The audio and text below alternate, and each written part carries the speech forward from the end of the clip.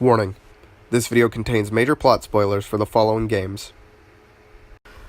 I'm going to preface this video by saying something you've probably never heard someone say before. I am a fan of Mirror's Edge. To most people, that means that I played through the game once when it first came out, listened to the credit song on my iPod a few times, and when it comes up in conversation, I exclaim, "Hey, I like that game." That may be the case for many, but not for me. When I say I'm a fan of Mirror's Edge, I mean it. I've played through it a handful of times, I care about Faith Connors as a character, and I've scrutinized every little bit of lore I could possibly dig up from the in-game universe. But when Mirror's Edge Catalyst came out, I sort of just passed it by. I heard it received mediocre reviews and merely told an arbitrary story from Faith's past, so I was colored disinterested. But after replaying Mirror's Edge recently and acknowledging its simple but brilliant storytelling, which I will touch on later, my love for the franchise was reinvigorated, and for the measly price of $5, I decided to give Catalyst a chance. And here's why I hate it.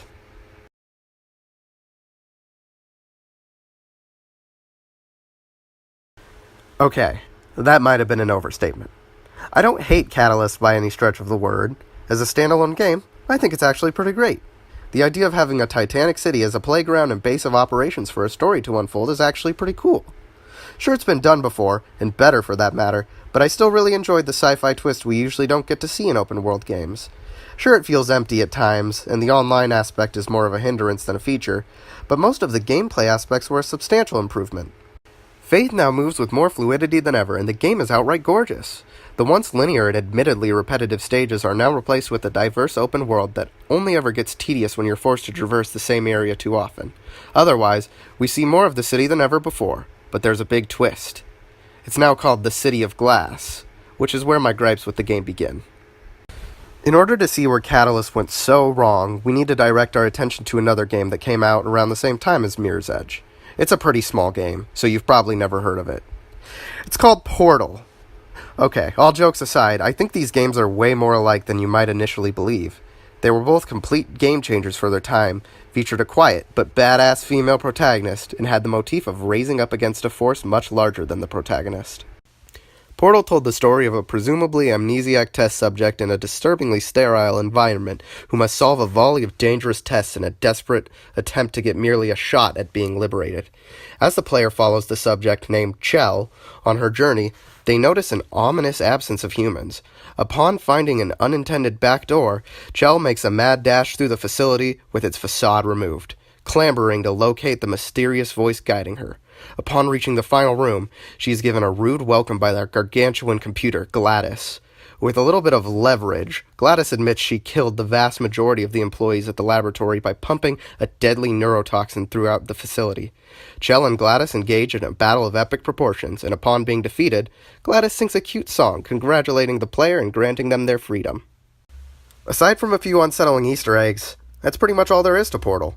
Perhaps there's a simple message about the dangers of AI, but overall, the game's just a cynical and comedic romp through what would otherwise be a frightening situation.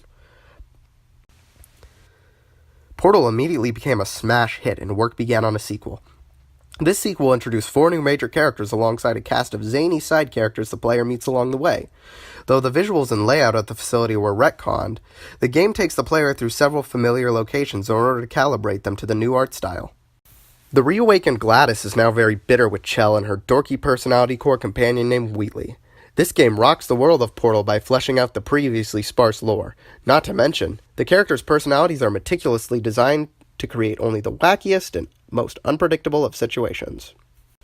Wheatley betrays Chell and banishes both Chell and Gladys to the depths of the facility, where they team up only to find out the heart-wrenching truth about Gladys and the history of the facility. Our heroes return to the surface to face Wheatley in an epic and satisfying finale. Portal 2 was wildly successful and outshined its predecessor in every aspect, but despite all the new characters and their surprisingly human relationships, the game is still witty and cynical and has as sweet an ending as the behemoth before it. Now, let's finally talk about the game you actually came here for. Mirror's Edge tells the story of Faith Connors, a 24-year-old girl who lives on the edge of reality and illusion. She's a runner, a small organization of skilled free runners who turn a profit by delivering important documents for a clientele of people marginalized by the cutthroat pseudo-utopian society that is perpetually expanding around them. But Faith does have a handful of people she can depend on when she's down. a fellow runner named Celeste, her father figure Merc, and her beloved police officer sister Kate.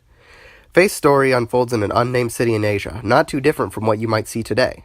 The catch is that the city is heavily monitored and constantly has watch over all its denizens.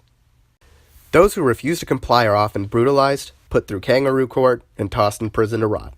This setting being so plausible in the real world begs an important question about our own society. How much of our own personal freedom are we willing to give up to live comfortably? It's a very real concern in our day and age, and it's everyday life for our hero, Faith. Faith's life is turned upside down when Kate is framed for the murder of promising mayoral candidate Pope. It's up to Faith and her trusty guide Merc to attempt to prove Kate innocent. After many bad leads, traps, and teaming up with ex-runner Jackknife, Faith finds out that Celeste has been leaking information to the enemy in order to train the crooked Kruger Security Company's agents in the way of the runner for the mysterious Project Icarus. After Merc's lair is raided and he's killed, Faith has only one thing left to lose. She keeps a level head and goes to rescue her sister the hard way. When she makes it to the top of the Capitol building, Kate is taken away in a helicopter by Pope's true killer, Jackknife. Jackknife reveals that he's been working for the twisted Mayor Callahan and proclaims that for once, Faith must take action rather than waiting for the right moment, which she takes literally and kicks him out of the helicopter to his death. Kate is rescued and the two go off the grid, presumably to one day continue the good fight against the nefarious dictator of the city. Throughout her journey, Faith is forced to question who's really the good guy and whether freedom is worth the danger she puts herself and her loved ones in, but at the end of the day, rejects the meta-narrative's recurring theme of heroes and villains and fights on for the one and only thing that truly matters to her: love. Faith is intelligent, but will not stop at any cost when chasing her goals. She chooses her own battles and believes wholeheartedly that she's working for a better future and for the people she loves. There's constant motifs and symbols and Easter eggs that all work together to paint the bigger picture. Though rudimentary in comparison, Mirror's Edge tells the story of a struggle between ideology and individuality, not too different from literary masterpieces such as Ralph Ellison's Invisible Man. Mirror's Edge was something we'd pretty much never seen before, a modernist video game. And that's only somewhat of a stretch. It hardly tells the story of Faith Connors, but details the bond between two sisters who don't see eye to eye, but love each other regardless. It's sad, it's brutal, and it's unfair what Faith must endure on her journey. But the bittersweet ending ties it all together with a pretty little bow. Mirror's Edge was praised for the innovation it brought to the video game industry, and it was just successful enough to warrant a sequel. Or a prequel. Mirror's Edge did a great job at detailing the past, touching on Faith's relationship with Merc, her sister, and her father, who was never forgiven by himself or Faith after his rash decisions led to the death of Faith's mother. Basically, what I'm saying is the game would benefit more from a sequel than a prequel. However, DICE disagreed, and suddenly Mirror's Edge Catalyst sorta plopped onto Xbox One and PS4. Upon loading up the gelatinous blob, I was immediately greeted by a much more severe emphasis on technology, and my favorite characters. Not Merc and not Jackknife. I got a little nervous when Noah was introduced. It sort of soiled the sacred relationship between Faith and Merc. I was okay with Faith having #2dads, but it kind of irked me that Noah filled the exact same niche as Merc. Not to mention, the game now seemed to be way further in the future than the first, which was awfully strange considering how important having the city being plausible in our own world is to the overall message of the first game. But it slowly occurred to me, the city wasn't the city anymore. It was the city of glass in a world known as Cascadia. It was no longer a generic, culturally deprived city. It was now a setting with unique flair and class. This spit on the atmosphere and theme of the original Mirror's Edge under the guise of being innovative. Despite the major retcon, I was willing to play on. After all, I wanted to see Merc, Kate, Celeste, and Jackknife once more to learn more about their relationships with Faith. Faith does some minor missions for Noah with her new rival Icarus as we meet way too many characters that don't get used later on in the story and are thrown a volley of esoteric lingo that makes the game seem like a Clockwork Orange wannabe. Now, I've got to admit, the cutscenes in this game are really good. The characters interact well, the lore is expanded, and different but still important questions about humanity are posed. We also get to see a new side of Faith. Turns out she has a lot shorter fuse than we initially were led to believe. Oh well, a minor personality retcon is no big deal on the cusp of innovation. After all, Faith was pretty stern in the first game. Basically, you do a petty task, meet a minor character, rinse and repeat. But it's fun, and the overarching story gets interesting. Eventually, a team Faith is working with captures the main antagonist's daughter. Somewhere in there it gets revealed that Kate, whose nickname is Cat in this game, has actually been presumed dead for years. This was the first red flag for me. The bond Kate and Faith share in Mirror's Edge is the bond of two sisters who lived their entire life together. Assuming we find Kate in this game, could Faith really develop that strong a bond with her in the time between Catalyst and the first game? I thought not, and the same goes for Faith and Merc. Things were getting awfully fishy. The aesthetic was heavily retconned, the characters I love were suspiciously absent, and the complex symbolism was tossed aside in favor of overplayed drama. But then the worst thing that could possibly happen did happen. The plot twist I saw coming from a mile away but prayed wasn't true. The antagonist's daughter was Kate, or in this game, Kate, with a C. Why would they retcon the spelling of a name? That's so silly. But when the game ends, the antagonist disappears, with Kate taking over his company and refusing to forgive Faith. No Merc, no Jackknife, no Celeste, and no Kate, with a K. My worst fear had been realized. Catalyst wasn't even a prequel. It was a reboot.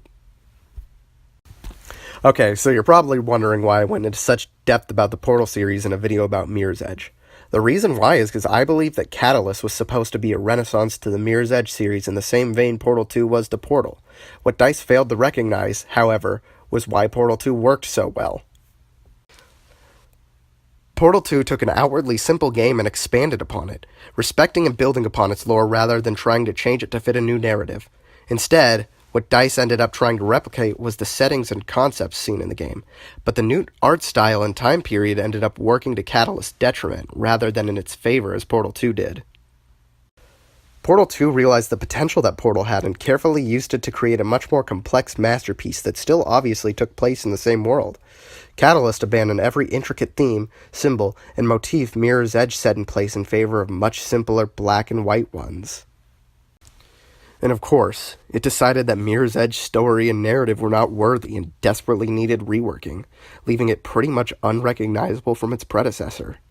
The only easy way to explain why Catalyst makes my blood boil is as follows. Though it might sound strange, I've always wanted to see Faith Connors cry. I've always wanted to know her struggle, her feelings, and her ambition that were heavily repressed in Mirror's Edge. In Catalyst, I got to see a Faith Connors cry, but not my Faith Connors. My Faith Connors is quiet, level-headed, and motivated by sheer love. The Faith in Catalyst is loud, emotional, and is stated by the many, many characters of Catalyst, is motivated by something completely ambiguous. This is probably implying that love is somewhat of a lost concept in the world of Catalyst, but having characters not understand faith is far from the best way to show that. Mirror's Edge may not have always done the best at the show-don't-tell in terms of plot, but it did have it down to a fine art when showing who Faith was as a person. Catalyst did a much better job at it throughout the story, but left a lot to be desired in terms of showing Faith's true heart. So at the end of the day, do I believe Catalyst is a bad game? No, not at all. The writing and characters are decent, the narrative works in the game's favor, and it presents spectacle unseen before or after its time. But it's not a Mirror's Edge game. Mirror's Edge is the tale of a girl who rejects a society that she knows is wrong, but not because it's wrong, but because it's not a welcome world to the people she loves. I couldn't even tell you what Catalyst is supposed to be about other than the story of, quote, Faith Connors, unquote. The only thing that really upsets me about Catalyst is that if there's ever a new Mirror's Edge game, which there won't be, it will most likely take place in the new universe that Catalyst established, leaving the original universe a singly contained story. But to me, that single story will always be the true story of Faith Connors. So, what do you think? Do you prefer the universe Catalyst established? Like the writing better? Think Catalyst Faith is better than the original? Let me know in the comments below and we can get a discussion going. And until next time, I'm Caleb Baconator, and I'll see you in the fray.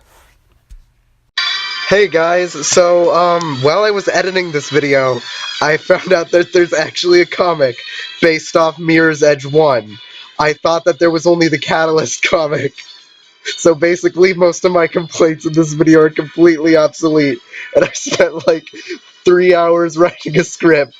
All this time making these SFM things I didn't even use, and like 2.5 hours of editing. But I really hope you somehow enjoyed the video anyway.